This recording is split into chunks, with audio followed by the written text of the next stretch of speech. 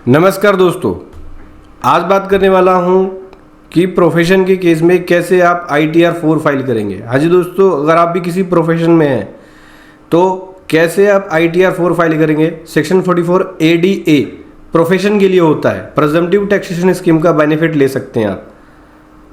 आज आपको बताऊंगा। तो सबसे पहले करना क्या है, फाइल नाउ पे जाना है, असेसमेंट ईयर 25-26 सेलेक्ट कर लेंगे, ऑनलाइन वाले ऑप्शन को टिक कर लेंगे, कंटिन्यू पे क्लिक करेंगे, स्टार्ट न्यू फाइलिंग पे जाएंगे।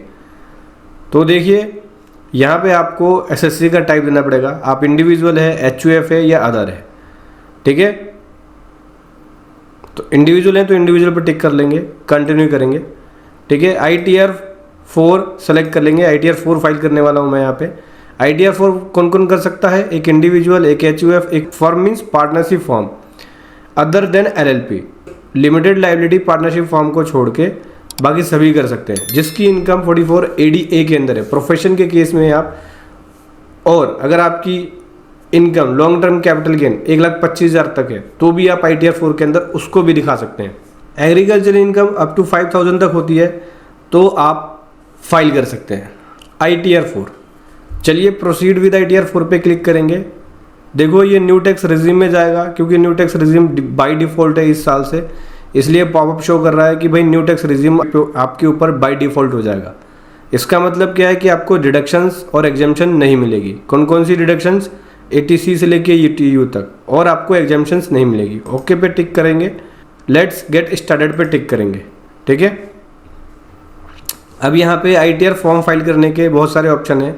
बेसिक एग्जेम्पशन लिमिट से ज़्यादा है मेरी इनकम, इसलिए पहले वाले ऑप्शन को लिया। अगर आपका सेकंड वाले ऑप्शन है, सेक्शन 139 सबसेक्शन 1 के प्रोविज़न को आप फुलफिल कर रहे हो, कंडीशंस को, इसकी कंडीशन क्या क्या है, इसकी 4 कंडीशन है। पहली कंडीशन कि अगर आपने during the previous year current account के अंदर एक या एक से अधिक करंट अकाउंट में 1 करोड़ रुपये से ज़्यादा डिपॉजिट कराया है तो आप इस कंडीशन को फुलफिल कर देते हैं। या फिर 2 लाख रुपए से ज़्यादा फॉरेन ट्रैवल पे खर्च किया है तो आप फुलफिल कर देंगे।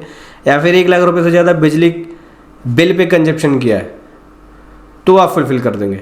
या फिर एनी अदर कंडीशंस जो कि 7th प्रोवाइजो में है उसको फुलफिल कर रहे हैं तो आपके ऊपर ये वाला सेकंड ऑप्शन अप्लाई हो जाएगा। आपको नहीं पता कुछ भी, अदर पे टिक करके कर सकते हो फाइल। कंटिन्यू पे क्लिक करेंगे, ओके कर देंगे। उसके बाद ये शेड्यूल्स भरने होंगे, पर्सनल इन्फॉर्मेशन से रिलेटेड शेड्यूल है, फिर ग्रॉस टोटल इनकम है, डिस्क्लोजर है, लॉन्ग टर्म कैपिटल गेन है, टोटल डिडक्शन है, टैक्स पेड है और टोटल टैक्स लायबिलिटी है। इसी में वेरिफिकेशन चला जाता है। तो सबसे पहले पर्सनल इन्फॉर्मेशन पे आते हैं। न्यू टैक्स रिजीम के बारे में बोलता है। ये 2 क्वेश्चन पूछेगा आपसे कि पिछले साल मतलब असेसमेंट ईयर 24-25 में क्या आपने न्यू टैक्स रिजीम को लिया था, क्या आप उससे बाहर तो नहीं हुए थे। अगर उससे बाहर हो गए थे तो यस करना है, हाँ मैं बाहर हो गया था। बाहर नहीं हुए थे तो नो पे टिक करना है। इसी प्रकार से आपसे अगला क्वेश्चन इसी के बेस पे पूछेगा। क्या पूछेगा, जो कि अगले फाइनेंशियल ईयर के लिए बोलता है कि असेसमेंट ईयर 25-26 में अगर आप इस पर नो पे टिक करोगे तो क्या होगा, दिखाता हूँ आपको। नो पे टिक किया तो एक ऑप्शन और खुला। ऑप्शन खुलते के साथ ही ये बोलता है कि असेसमेंट ईयर 25-26 में क्या आप न्यू टैक्स रिजीम से बाहर हो रहे हो, नहीं, नो। ये दोनों ऑप्शन नो होना चाहिए। अगर दोनों ऑप्शन में से कोई भी ऑप्शन यस होता है तो फॉर्म 10I की डिटेल देनी पड़ेगी। इस वाले में यस करोगे तो असेसमेंट ईयर 24-25 के लिए, और इस वाले में यस करोगे तो असेसमेंट ईयर 25-26 के लिए। ये कहना ये चाहता है कि न्यू टैक्स रिजीम से अगर पिछले साल बाहर थे तो आपने फॉर्म 10I भरा कि नहीं भरा है तो उसकी डिटेल दो, क्योंकि जैसे ही आप बाहर होते हो न्यू टैक्स रिजीम से तो आपको फॉर्म 10I भरना मैंडेटरी हो जाता है। इस साल भी अगर न्यू टैक्स रिजीम से बाहर हो तो फॉर्म 10I भरना मैंडेटरी हो जाता है, तो आपको भरना ही पड़ेगा। कैसे भरना है फॉर्म 10I, मेरे चैनल पे वीडियो ऑलरेडी अपलोड है फॉर्म 10I भरने के लिए। आप जाके चैनल पे जाके देख सकते हैं। आप इनकम टैक्स की प्लेलिस्ट में चले जाना, ITR की प्लेलिस्ट में चले जाना, वहाँ आपको दिख जाएगा फॉर्म 10I कैसे भरना है। ठीक है, अभी कंफर्म पे क्लिक करेंगे। देख सकते हैं ये पर्सनल इन्फॉर्मेशन दे दिया। ग्रॉस टोटल इनकम में income from business and profession से मेरी इनकम है और मेरी प्रोफेशनल इनकम है। देख सकते हैं यहाँ पे ये मेरी फॉर्म है, रेखा कंसल्टेंसी के नाम से, और हम यहाँ पे अकाउंटिंग टैक्सेशन से रिलेटेड कंसल्टेंसी सर्विसेज देते हैं अपनी। ठीक है, तो हम अकाउंटिंग एंड टैक्सेशन के प्रोफेशन के अंदर है। तो ये मेरी टोटल सेल हो गई, ये एक्सपेंसेस लेस होने के बाद नेट प्रॉफिट ये आया मेरा। और यहाँ पे देख सकते हैं ये बैलेंस शीट की डिटेल। अब नेट प्रॉफिट में कितना दिखा रहा हूँ, देख सकते हैं नेट प्रॉफिट 51% दिखा रहा हूँ। 44 ADA के अंदर क्या आपको करना होता है समझना, 44 ADA के अंदर क्या करना होता है। 44 ADA एक ऐसा सोर्स ऑफ इनकम है, एक ऐसा बिजनेस इनकम का ऑप्शन है, स्कीम है, जहाँ पे आपको अपनी इनकम का 50% दिखाना होता है। यानी ये जो है इसका 50% आपको रिपोर्ट करना पड़ेगा। 50% से कम दिखाओगे तो ऑडिट कराना पड़ जाएगा। तो मैं अपनी नेट प्रॉफिट 50% से ज़्यादा दिखा रहा हूँ, ग्रॉस प्रॉफिट भी 50% से ज़्यादा दिखा रहा हूँ। ठीक है, यहाँ देखिए, इस पर क्लिक करेंगे एडिट पे, 44 ADA। इससे पहले मैं बता चुका हूँ 44 AD इनकम फ्रॉम बिजनेस के केस में कैसे फाइल करना होता है। अगर आपका बिजनेस है और आप 44 AD के लिए आप ITR फाइल करना चाहते हैं, ITR 4, तो पुरानी वीडियो को जाके देख सकते हैं, चैनल पे प्लेलिस्ट में आपको मिल जाएगी, ITR फाइलिंग प्लेलिस्ट में चले जाना। ठीक है, presumptive income from profession, show detail पे क्लिक करेंगे। यहाँ आपको ग्रोस रिसिट्स की डिटेल देनी पड़ेगी, लेकिन उससे पहले यहाँ पे आपको प्रेजम्पटिव जो आप 44 AD में जा रहे हो तो उसका आपको बिजनेस का नेम, बिजनेस कोड वगैरह सेलेक्ट करना पड़ेगा। तो रेखा कंसल्टेंसी है, इस प्रोफेशन में हूँ, बिजनेस का नाम मेरा ये है और मैं यहाँ पे अकाउंटिंग से रिलेटेड प्रोफेशन में हूँ। अकाउंटिंग देख लेते हैं, लीगल अकाउंटेंसी ये रहा। ठीक है, सेव कर देते हैं। 44 ADA शो डिटेल पे क्लिक करेंगे, ये देखिए इसके अंदर हूँ मैं। अब इसके बाद यहाँ पे ग्रोज रिसिट्स देना होगा। ग्रोज रिसिट्स आपकी देखो, यहाँ पे आप 75 लाख रुपए तक की अपनी ग्रोज रिसिट्स दिखा सकते हो। ठीक है, 50 लाख तक उस केस में है अगर आपकी कैश में होती है तो, और डिजिटली है तो 75 लाख तक दिखा सकते हो और प्रेजम्पटिव टैक्सेशन स्कीम का बेनिफिट ले सकते हो।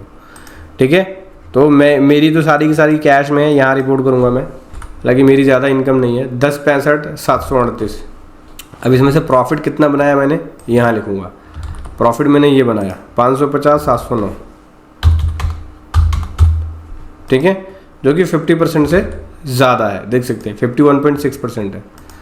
550/709 ये हो गया। अभी क्या करेंगे, सेव वाले बटन पे क्लिक करेंगे तो मेरी ये इनकम आ गई प्रोफेशन से इतनी 5,50,709 की।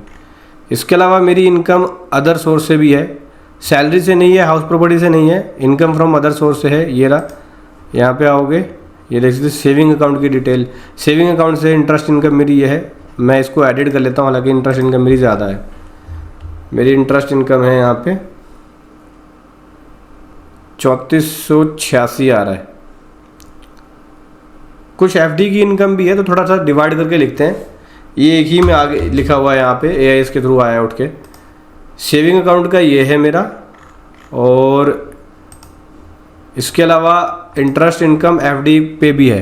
तो डिपॉजिट्स पे देख लेते हैं, income from retirement, saving account, dividends, interest accrued, income tax, interest accrued, retirement, dividend. Deposits के ऊपर भी इंटरेस्ट है, तो मैं एनी अदर ले ले रहा हूँ। ठीक है, यहाँ लिख देता हूँ IN, इंटरेस्ट ऑन FD।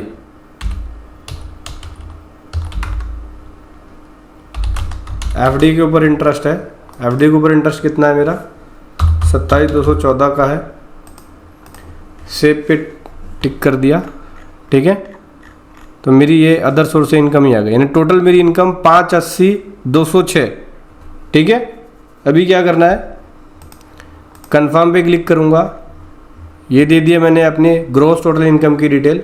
अभी डिस्क्लोजर देना पड़ेगा। डिस्क्लोजर में आपको बैलेंस शीट की डिटेल देनी पड़ेगी, profit and loss account and balance sheet की डिटेल। तो यहाँ मैं बैलेंस शीट लेके भी आया हूँ, देख सकते हैं ये है मेरी बैलेंस शीट। ठीक है, तो क्या करेंगे, एडिट पे टिक करेंगे और बैलेंस शीट की डिटेल दे देंगे। सबसे पहले कैपिटल अकाउंट पूछा है, तो 1344,168, 1344,168 कैपिटल अकाउंट। इसके बाद डेटर है, यहाँ पे कुछ और है नहीं, ओके हो गया। डेटर आ जाओ, सीधा डेटर है। डेटर कितना है 135,483, 135,483 हो गया। उसके बाद है cash in hand. Cash in hand कितना है, कैश इन हैंड है 556,020, 556,020 हो गया कैश इन हैंड। इसके बाद है अदर करंट एसेट्स जो कि 315,014 का है, 315,014 हो गया।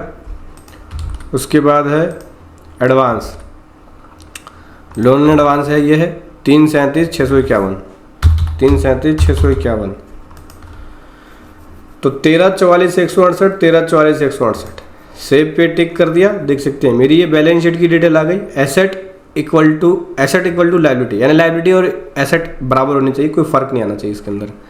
ठीक है, अगर आपके पास जीएसटी नंबर है तो इस वाले शेड्यूल को भी भर के ऐड डिटेल पे क्लिक करके अपना जीएसटी नंबर लिखेंगे और उस जीएसटी पे कितनी अपनी सेल दिखाई वो लिखेंगे। ध्यान रखना जीएसटी में जो सेल हो और जो आपने सेल यहाँ पे दिखाया है ये प्रॉफिट एंड लॉस अकाउंट में, वो सेल मैच होनी चाहिए, इक्वल होनी चाहिए। अगर फर्क होगा तो नोटिस आ सकता है। ठीक है, अभी कंफर्म पे क्लिक करेंगे, इसके अलावा और कोई अदर इनकम नहीं है मेरी। कंफर्म पे क्लिक कर दिया। उसके बाद पूछता है कि लॉन्ग टर्म कैपिटल गेन, कोई लॉन्ग टर्म कैपिटल गेन है तो आप वो दे सकते हो। लॉन्ग टर्म कैपिटल गेन मेरी कोई भी नहीं है, कंफर्म पे क्लिक कर लूँगा। लॉन्ग टर्म कैपिटल गेन 1,25,000 तक यहाँ दिखा सकते हो। अभी नया इंट्रोड्यूस किया है गवर्नमेंट ने, इसमें दोनों करना चाहिए गवर्नमेंट को, लॉन्ग टर्म भी और शॉर्ट टर्म भी, क्योंकि लोग दो तरह की इनकम जनरेट कर रहे हैं आजकल। अब ITR 3 आता है, लेट शेयर मार्केट तो आजकल मान के चलो कि हर दूसरा तीसरा पर्सन कर ही रहा है। तो long term capital gain, short term capital gain दोनों ही आना चाहिए। आई होप हो सकता है कि आने वाले टाइम में फ्यूचर में गवर्नमेंट नए फॉर्म में लेके आए। वैसे भी अगले साल से तो अब नया इनकम टैक्स एक्ट लागू होगा, इनकम टैक्स एक्ट 2025। अभी हम इनकम टैक्स एक्ट 1961 पढ़ रहे हैं और एप्लीकेबल भी है, लेकिन पूरा इनकम टैक्स चेंज हो जाएगा अगले साल से। चलिए देखेंगे क्या चेंजेस आता है।